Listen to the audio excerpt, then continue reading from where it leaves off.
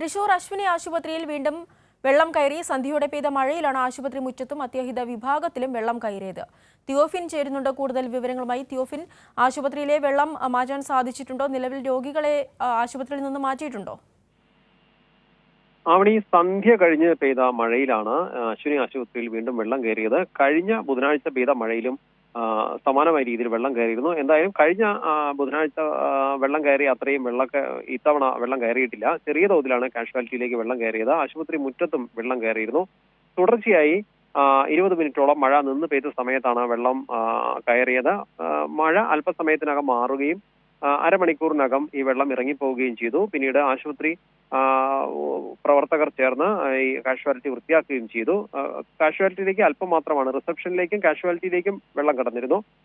വളരെ വേഗം തന്നെ കാഷ്വാലിറ്റിയിലുള്ള രോഗികളെ മുകളിലത്തെ നിലയിലേക്ക് മാറ്റാൻ കഴിഞ്ഞു. അതുകൊണ്ട് തന്നെ മറ്റ് ബുദ്ധിമുട്ടുകളൊന്നും ഉണ്ടായില്ല. അതോടൊപ്പം തന്നെ തൃശൂർ നഗരത്തിലും മറ്റു പ്രദേശങ്ങളിലും മഴ പെയ്തിട്ടുണ്ട്. സാധാരണ കൂടുതൽ മഴ തൃശ്ശൂരിൽ അനുഭവപ്പെടാറുള്ളത് ചാലക്കുടി മേഖലയിലായിരുന്നു. എന്നാൽ ഇന്ന് ചാലക്കുടി മേഖലയിൽ വലിയ തോതിൽ മഴ ഉണ്ടായിരുന്നില്ല. തൃശൂർ നഗരത്തിൽ സന്ധ്യ കഴിഞ്ഞ് പെയ്ത ശക്തമായ മഴയിലാണ് ഞാൻ നേരത്തെ സൂചിപ്പിച്ചതുപോലെ അശ്വിനി ആശുപത്രിയിൽ വെള്ളം കയറിയത്.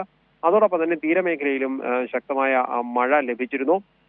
സന്ധ്യയോടുകൂടി പെയ്ത മഴ വൈകുന്നേരം കൊടുങ്ങല്ലൂർ മേഖലയിലും കയ്പമംഗലം മേഖലയിലുമൊക്കെ ശക്തമായ മഴ ലഭിച്ചിരുന്നു. കയ്പമംഗലത്തിനടുത്ത് ശ്രീനാരായണപുരത്ത് MES അസ്മാബി കോളേജിന്റെ മതിൽ വൈകുന്നേരം പെയ്ത ശക്തമായ മഴയ്ക്കിടെ തകർന്നു വീണു. ഈ കോളേജിന്റെ വടക്ക് ഭാഗത്ത് ശ്രീനാരായണപുരം ഭാഗത്തേക്ക് പോകുന്ന ശ്രീനാരായണപുരം റോഡിനോട് ചേർന്നുള്ള ഭാഗമാണ് 150 മീറ്ററോളം മതിൽ തകർന്നു വീണത്. ആർക്കും ഈ അപകടത്തിൽ പരിക്കുണ്ടായിട്ടില്ല. അതോടൊപ്പം തൃശ്ശൂരിന്റെ തീരമേഖലയിലുള്ള ദേശീയപാത 66-ൽ നിർമ്മാണ പ്രവർത്തനങ്ങൾ പുരോഗമിക്കുകയാണ്. ഈ നിർമ്മാണ പ്രവർത്തനങ്ങൾ നടക്കുന്നത് കൊണ്ട് തന്നെ പലയിടത്തും റോഡ് ഉയർന്നതും കുഴികൾ കുഴിച്ചിട്ടുള്ളതും കൊണ്ട് തന്നെ പലയിടത്തും വെള്ളക്കെട്ട് രൂപപ്പെട്ടിരുന്നു. വൈകിട്ട് വാടനപ്പള്ളിക്ക് തെക്ക് ഭാഗത്ത് വെള്ളക്കെട്ട് രൂപപ്പെട്ടിരുന്നു. അതോടൊപ്പം തൃപ്രയാർ കാളമുറി ഭാഗത്തും ഈ വൈകുന്നേരത്തെ മഴയിൽ വെള്ളക്കെട്ട് രൂപപ്പെട്ടിരുന്നു. പല ഭാഗത്തും മഴ മാറി നിന്ന ശേഷം ഇപ്പോൾ തൃശൂർ നഗരത്തിലും സമീപ പ്രദേശങ്ങളിലും പൊതുവെ മഴ മാറി നിൽക്കുന്ന ഒരു സാഹചര്യമാണ്.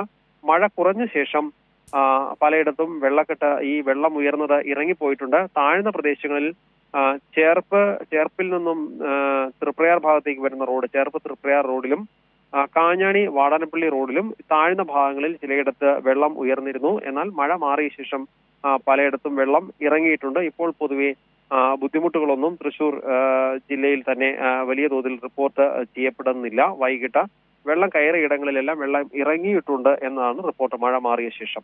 ഇപ്പോൾ നിലവിൽ ശക്തമായ മഴ തൃശൂരിൽ എവിടെയും പെയ്യുന്നതായി റിപ്പോർട്ടില്ല. ആവണി.